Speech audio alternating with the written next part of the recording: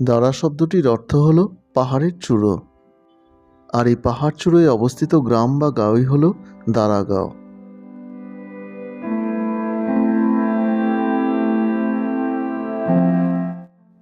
মেঘ আর বৃষ্টির ফাঁক ফোকর গলে মাঝে মাঝে রোদ চুয়ে পড়া বর্ষার এক পাহাড়ি গ্রাম দারাগাঁওয়ের এই পাহাড়ি বাসে, পাহাড়ের এই বাসায় বা হোমস্টের এটি হলো নিজস্ব ভিউ পয়েন্ট। এ হলো নিকেশ, এই হোমস্টেতে কর্মরত। কাজের বিরতিতে এই ভিউ পয়েন্টে দাঁড়িয়ে দূরের মেঘমোড়া পাহাড়কে দেখছিল।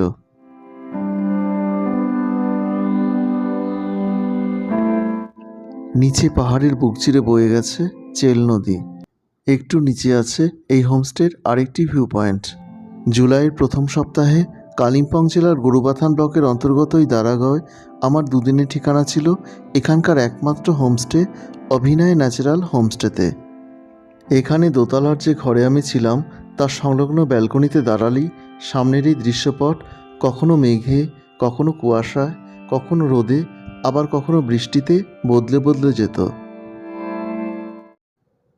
একটা গোটা পাহাড় চূড়োর বিস্তৃত সমতল ভূমির প্রায় সবটা নিয়ে এই হোমস্টে।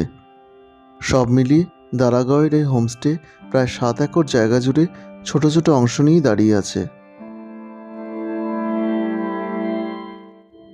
এটি হলো এই হোমস্টের মেন বিল্ডিং। এখানে মাঝের এক বিস্তৃত করিডোরের দুপাশ জুড়ে ওপর নিচ মিলিয়ে 2টি করে মোট 4টি ঘর আছে।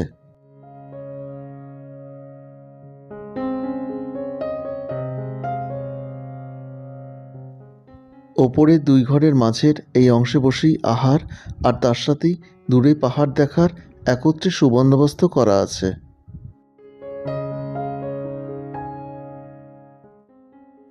এই হোমস্টের প্রতিটি ঘরই এমন সুবন্দোবস্ত আর সৌন্দর্যের ছাপ আছে। নিচের এই ঘরের একদিকের জানলার বাইরের সামনের এই মেঘশল্যি পাপড় খেতির পাহাড় চলে আসে।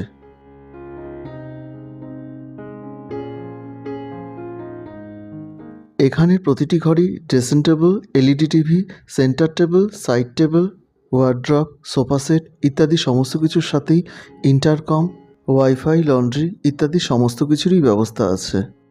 ঘরগুলো এরকমই স্পেসিয়াস, আর সংলগ্ন বাথরুমও ঘরের মতোই ঝকঝকে তকতকে। গিজার সমেত সব ব্যবস্থা আছে।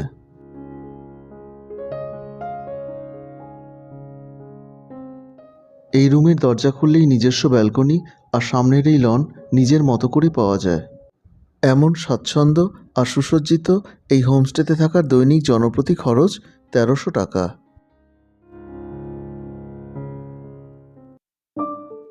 এখানে সব কিছুই সুন্দর করে পরিকল্পনা করে তৈরি করা আছে। এই শেডের নিচের অংশটি হলো কার পার্কিংয়ের জায়গা, একদিকে সিকিউরিটি গার্ডের ঘর। নিচের এই ছোট্ট বাড়িতেই এই হোমস্টের অনার সপরিবারে থাকেন। তবে ওপরের এই অংশে খুব তাড়াতাড়ি তাদের নতুন বাড়ি তৈরি হবে। আরেক দিকে তৈরি হচ্ছে 10টি রুমের আরেকটি বাড়ি, তার সাথে এই সুইমিং পুল। একপাশে আছে 2টো ঘরের এই কটেজ।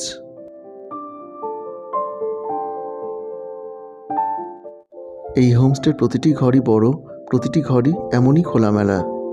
এই ঘর দুটির সংলগ্ন ব্যালকনিতে দাঁড়ালেই সামনের সবুজ পাপড় খেতির পাহাড়ের খাঁজে খাঁজে ছোট্ট ছোট্ট ছবির মতো বাড়িঘরের ওপর দিয়ে বর্ষার মেঘের আনাগোনা দেখতে দেখতেই সারাদিন কেটে যায়।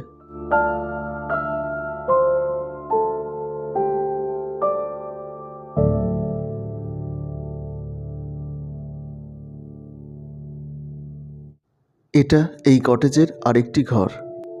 দুটো ঘরের সাজসজ্জাই একই রকম। এখানের প্রতিটি ঘরই এরকমই উপকরণে, আসবাবে, রুচিতে আর সৌন্দর্যে পরিপূর্ণ। এই কটেজেই 5টি ডবল বেড আর 2টি বাথরুম সহ একটি ডরমেটারি ঘর আছে, যেখানে একসাথে 10 জন পর্যন্ত থাকা যায়।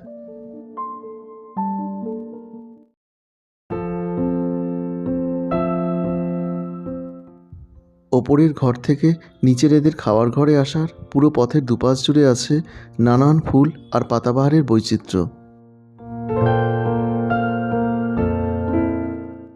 এখানকার ঘর, খাওয়ার ঘর সবখান থেকেই বাইরের প্রকৃতি আর দূরের পাহাড়কে পাওয়া যায়। এটা এদের রেস্টুরেন্টের ভেতরের খাওয়ার ঘর। একসাথে এখানে অনেকে বসে খেতে পারেন। অনেকেই বাইরের থেকে এসে এদের রেস্টুরেন্টে খাওয়া দাওয়া করেন।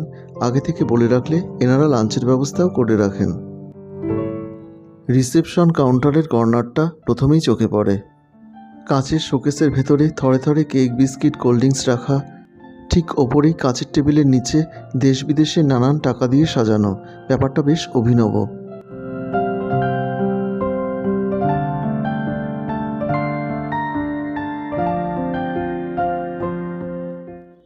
ইনি সুজাতা ছেত্রী, এই হোমস্টের অনার। এখানকার নিজস্ব অনেক স্টাফ থাকলেও তাদের সাথেই সবসময় ওনাকে হাতে হাতে কাজ করতে দেখেছি। খুবই আন্তরিক এবং বিনয়ী একজন মানুষ। আমি এখানে সাধারণ ঘরোয়া খাবারই খেয়েছিলাম। রান্নায় তেল মশলার ব্যবহার সীমিত, তবে সুস্বাদু, একেবারেই ঘরের মতো।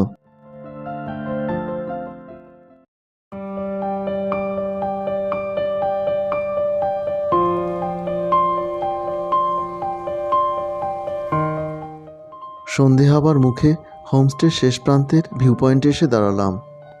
বাঁদিকে পাংখাসারি, ডান দিকে পাপড়খেতি আর মাঝের ওদলাবাড়ি সহ শিলিগুড়ির বিস্তৃত সমতলে হাজার হাজার আলো জ্বলে উঠল। এই দৃশ্যের কাছে অনেক রাত পর্যন্ত দাঁড়িয়ে রইলাম।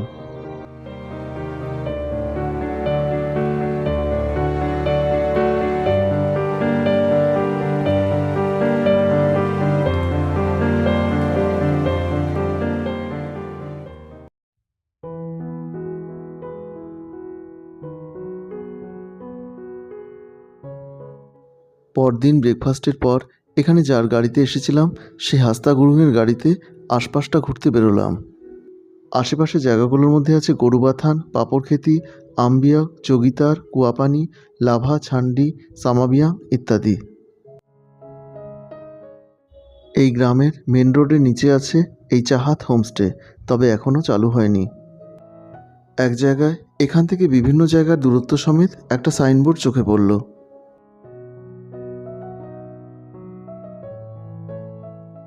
এই পাহাড়ি দিদি রাস্তার ধারে তার বাড়ির সবজি ক্ষেত থেকে কিছু সবজি নিয়ে বিক্রির অপেক্ষায় আছেন।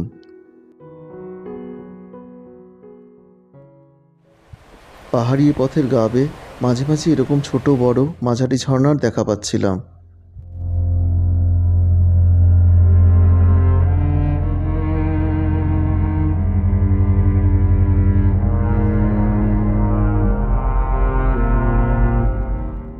বর্ষার পাহাড় মেঘে আর কুয়াশার রহস্যে মোড়া।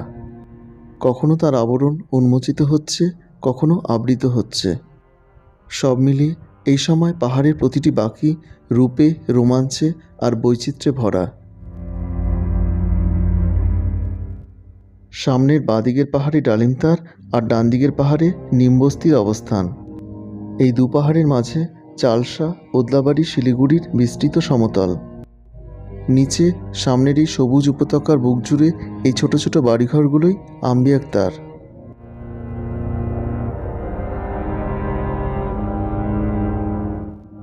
সামনের পাহাড়েই পাপড়খেতি পিকনিক স্পট।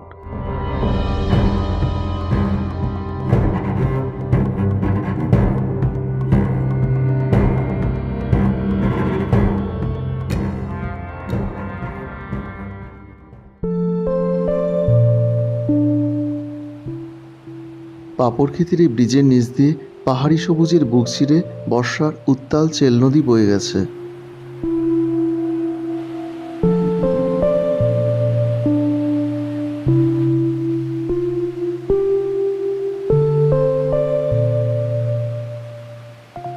এখানে আমি এর আগেও অনেকবার এসেছি, তবে বর্ষায় নদীর জলের স্রোত আর পরিমাণ দুটোই বেড়ে গেছে, তাই আর নিচে নামা গেল না।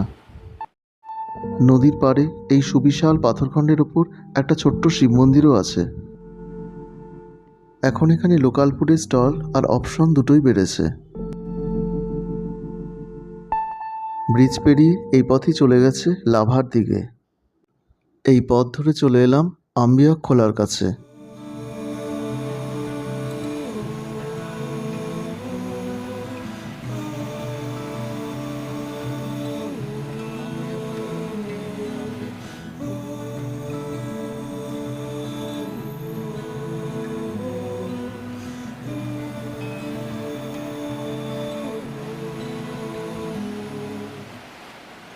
সংলগ্ন পাহাড় থেকে একাধিক জলধারা এসে মিশেছে এই নদীতে, আর এই খোলা বা নদী গিয়ে মিশেছে নিচের চেল খোলায়।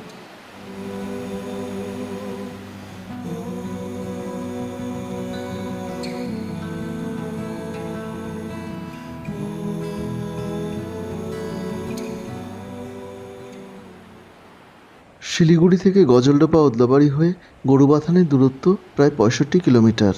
গরুবাথান পিকনিক স্পটকে বাঁ দিকে রেখে সোজা 12 কিলোমিটার এগিয়ে গেলেই পড়ে পাপড়খেতি পিকনিক স্পট, আর সেখান থেকে আরও 9 কিলোমিটার গেলেই পড়বে দাঁড়াগাঁও। মেন রোড থেকে হোমস্টেতে যাওয়ার 100 মিটারের মতো একটা খাড়া চড়াই পথ আছে। এখানে শেয়ার গাড়িতে এলে হোমস্টেকে আগে থেকে বলে রাখলে তারাও সে পথ পেরোনোর ব্যবস্থা করে দেয়। শিলিগুড়ি থেকে দাঁড়াগাঁওয়ের দূরত্ব প্রায় 85 কিলোমিটার। সময় লাগবে 3 থেকে 3.5 ঘন্টার মতো।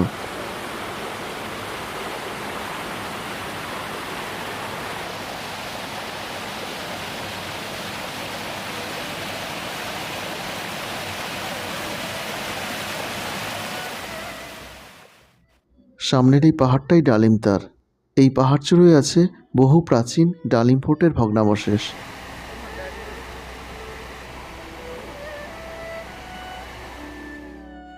চলে এলাম গরুবাথানের বাজারে। স্থানীয়রা এই জায়গাটিকে বলে সোমবাড়ি, তাই তাদের কাছে এটি সোমবাড়ির বাজার। আমার সঙ্গী আর সারথি হাস্তা ভাই তার বাড়ির জন্য কিছু সবজি নিলেন। এখান থেকে আরও একটু এগিয়ে গেলেই আছে গরুবাথান পিকনিক স্পট। সময়ভাবে আর বৃষ্টির কারণে এবার আর সেখানে যাওয়া হলো না।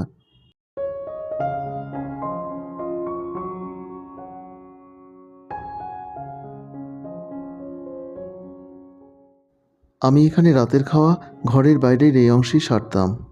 এখানে যারা কর্মরত তারা সুন্দর করে সাজিয়ে গুছিয়ে পরিবেশন করে যেতেন। এখানে হোমস্টের জন্য যে পদগুলি নির্ধারিত তার বাইরে রেস্টুরেন্টের মেনু কার্ডের কোনো খাবার খেতে চাইলে আলাদা করে পেমেন্ট করতে হয়।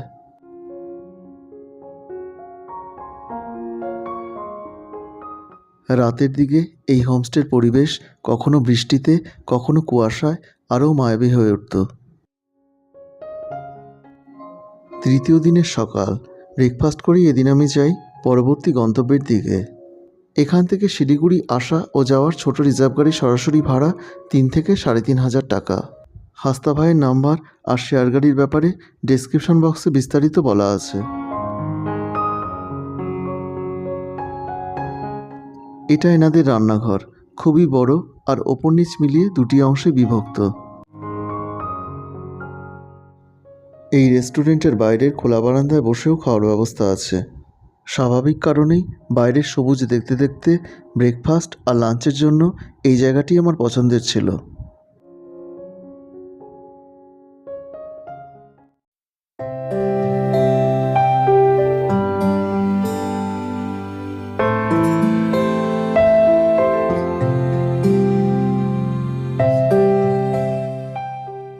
এরপরে এই বৃষ্টিমাখা পথ ধরে আমি যাই আমার স্বপ্নের সেই জায়গায়। পরবর্তী পর্বে তার গল্প থাকছে।